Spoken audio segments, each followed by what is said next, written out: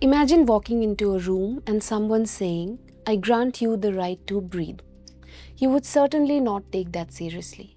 That's because breathing is not something someone gives you. It belongs to you because you're alive. Now replace breathe with speaking freely, or following your conscience, or being treated equally. These are not privileges given to you by anyone. They are already yours. Hi, I'm Surabhi and you're watching Newsreel Asia series We the People, where we explain concepts that help make sense of the news we read every day.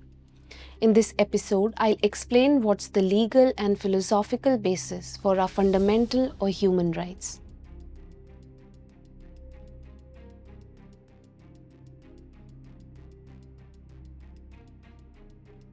Many people think that governments or constitution give us rights, as if they are handing out gifts. But around the world, it is widely accepted that basic rights already belong to us.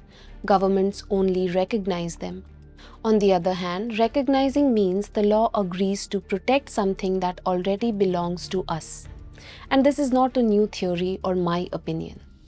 John Locke, the 17th century English philosopher, argued that certain rights, like the right to life, liberty, or property, come from natural law. By this, he meant that certain rules about what's right and wrong exist before any government is formed. These rules come from human nature itself. He explained that all humans can reason, feel pain, and value their own lives, and therefore they have basic claims that others should not harm them or control them arbitrarily. Rights exist simply because people are human beings living together, not because a ruler or a law decides to allow them. This idea was radical at the time because it rejected the belief that kings or parliaments had the ultimate power to decide who had rights. Instead, Locke claimed that governments exist only to protect these natural rights. If a government fails to do that, or worse, violates them, it loses its legitimacy. In other words, governments do not grant rights as favors. They are bound by a duty to recognize and defend the rights people already possess. To use an analogy, let's say there's a lake. If someone builds a fence around it and adds a sign saying, "It's a lake," that sign does not create the lake. It only acknowledges what was always there. It recognizes freedoms and then promises not to violate them. This is why the UN's Universal Declaration of Human Rights begins by stating that all people are born free and equal in dignity and rights. The Indian Constitution also follows this idea. It does not say, "We give you the right to speak or practice your religion." It guarantees these rights. That is a legal commitment to protect them, not a gesture of generosity. The American Declaration of Independence did something similar in 1776.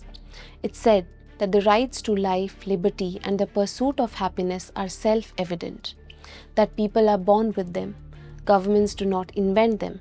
They exist before and beyond the state. Legal philosopher Ronald Dworkin argued that certain individual rights, like freedom of speech, religion, or equality, draw clear lines that even a majority vote cannot cross. In other words, even if 99% of the population votes to jail someone for behaving as equal in dignity, that vote will have no legal force. Just because most people support something doesn't make it right or lawful if it violates someone's rights.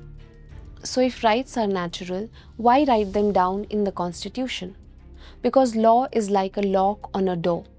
You own your home, but you still use a lock to protect it. Legal documents act as that lock. They draw a boundary and tell governments, "You cannot cross this line." But governments often try. Many a times they seek to violate, erase, or deny rights. That's why just recognizing rights on paper is not enough. There must be systems to protect them.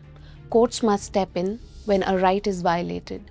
Public institutions must refuse to carry out unlawful orders, and civil society must push back when power crosses the line. Recognition of rights reminds both governments and citizens that power has boundaries. A government that claims to give you your rights can take them away, but a government that recognizes your rights has no such authority. Even when a government violates our rights, those rights still belong to us. This difference is at the heart of constitutional democracy. It marks the difference between being a subject and being a citizen. A subject relies on the ruler's permission to act or speak. A citizen does not need permission. A citizen has rights that the state must respect, not grant. And once we understand where our rights come from, it changes how we see justice and power. If you have any feedback or something to add, please feel free to get in touch or write them down in the comment section. And I have something important to share. We at Newsreel Asia are currently producing a mega documentary series called Mapping India, covering every state and union territory.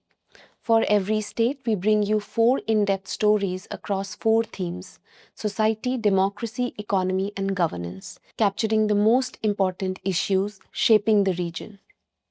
Watch our documentaries and video reports from states we've already covered and read our text stories at www.newsreel.asia. And if you like this video, please do not forget to subscribe to our YouTube channel.